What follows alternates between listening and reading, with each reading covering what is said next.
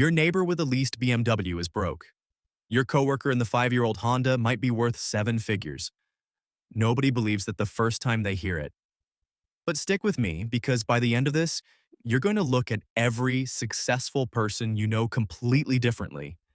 And more importantly, you're going to see the same signs in your own life that you've been ignoring for years. There's a guy I used to work with, mid-30s, drove a Corolla with a cracked bumper he never bothered to fix, packed his lunch every single day in the same beat-up lunch bag. People used to joke about him behind his back. And then one afternoon, completely by accident, I saw his name on a real estate filing. He owned 4 rental properties across 2 states. 4. This man who ate gas station coffee and wore the same 3 shirts on rotation was quietly sitting on more net worth than half the executives on our floor combined. That moment rewired something in my brain. Because I realized wealth doesn't announce itself. It doesn't wear a watch. It doesn't post a story from business class. Real wealth is almost always invisible, and the people flexing the hardest are usually the ones with the least to actually show for it.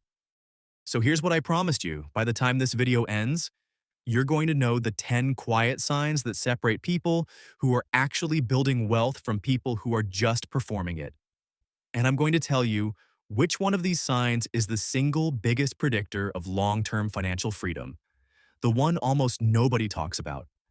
But we're not getting there yet. First, you need to understand why looking rich and being rich are almost always opposites. Let's start with the first sign, because it's the one that trips people up the most. Your money stops making noise. Broke spending is loud. It's the new sneakers posted online, the flashy dinner tagged on Instagram, the constant narration of every purchase like it needs an audience. Wealthy spending is silent. The guy quietly maxing his retirement account every paycheck isn't telling anyone. The woman automatically investing $400 a month before she even sees it in her checking account isn't posting a screenshot. Thomas Stanley figured this out decades ago when he studied actual millionaires for The Millionaire Next Door.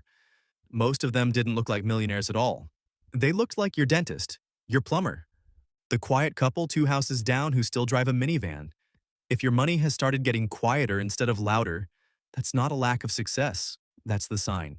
Second sign, and this one stings a little, your relationship with debt has changed shape. Broke people use debt to feel rich today. Wealthy people use debt to become richer tomorrow. There's a massive difference between financing a car you can't afford to look successful and taking a loan against an asset that's about to appreciate. I had a friend, a 28-year-old software engineer, who used to feel embarrassed telling people he still drove his college car. Then he took out a loan, not for a Rolex, not for a lease, but to buy into a small laundromat business a family friend was selling. Everyone thought it was a weird move for a tech guy. 3 years later, that laundromat cash flows more monthly than his engineer salary did when he started. He didn't get lucky. He just understood something most people never learn. Debt isn't good or bad. It's a tool. Oh, and the moment you start asking, what does this debt build, instead of, what does this debt let me buy, you've crossed into a completely different category of thinker. Now here's a small reward for sticking with me this far, because I promised you'd feel something true and personal in this video, and here it is. You already know, deep down, whether you're spending to feel something or spending to build something. You've known it for a while, most people just don't want to look at it directly. Third sign, your stress has moved. This one's subtle. Broke stress is short-term and loud.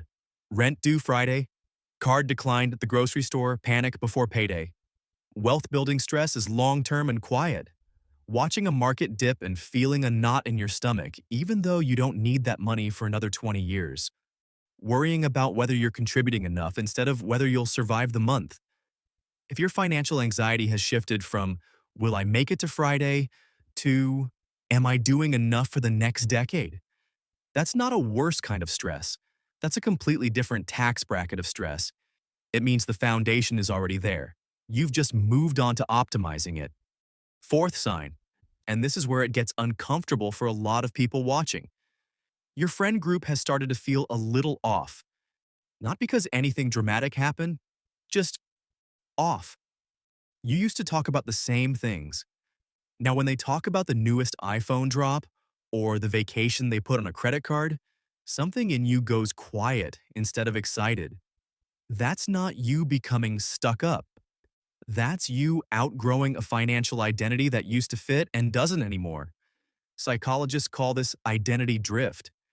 Your behaviors change before your self-concept catches up, and for a while it creates this weird social friction where you don't quite belong in either room yet. You're not broke enough to relate to old habits, and you don't feel rich enough to claim the new ones. That gap is uncomfortable, but it's also proof of movement. Stagnant people don't feel that friction because nothing in their life is shifting underneath them. If any of this is hitting close to home right now, drop a comment telling me which sign you've already noticed in yourself. I read every single one, and honestly, some of the best stories in this niche have come straight from the comment section. Fifth sign. You've started asking different questions before you buy things. Broke thinking asks, can I afford the payment? Wealth building thinking asks, what does this cost me in 5 years? Those sound similar. They are not even close to the same question. A $400 monthly car payment feels affordable when you look at your paycheck.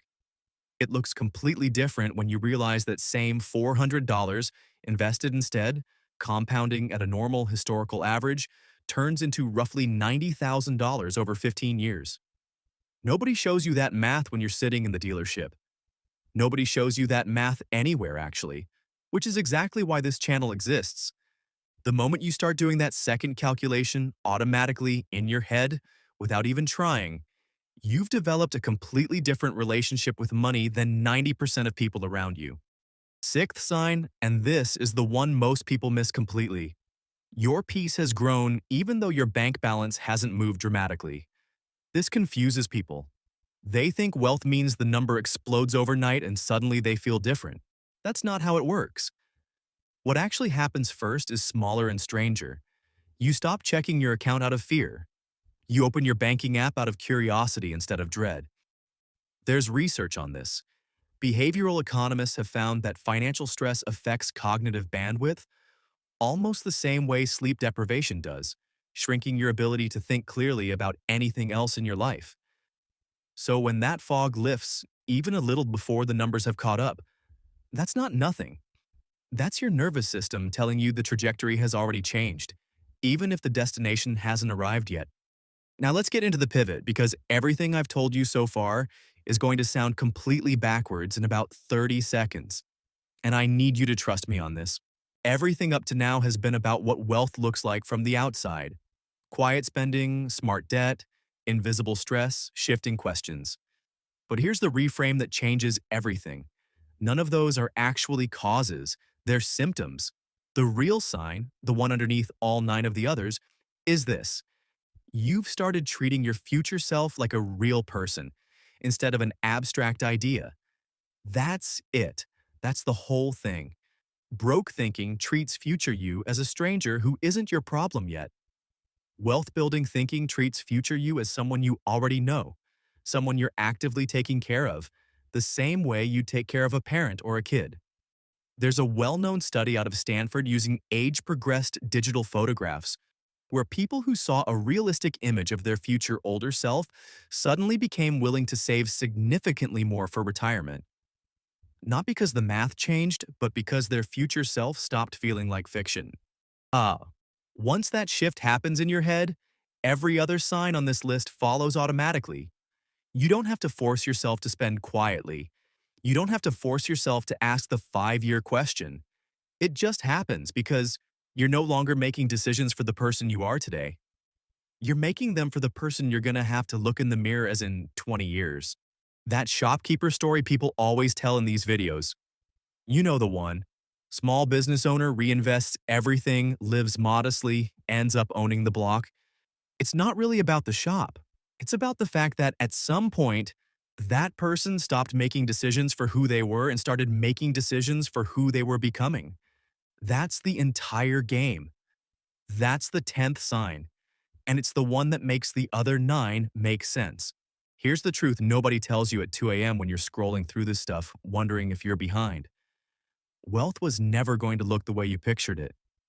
It's not the car. It's not the watch. It's not the version of made it that gets performed for an audience. It's quieter than that. It's smaller than that. It's a guy in a cracked bumper Corolla who owns 4 properties and doesn't feel the need to tell you. It's the friction you feel with old friends because you're already becoming someone new. It's the strange calm that shows up before the bank account does. If you felt even one of these 10 signs somewhere in your own life over the past year, I want you to sit with that for a second instead of scrolling to the next video. That feeling is not random. That's your future self, tapping you on the shoulder, letting you know they're already on their way, and they're just waiting for you to catch up. If this hits something in you, subscribe, because I'm going deeper into exactly how to build this kind of quiet wealth in the next video. And I promise, it's not what you think.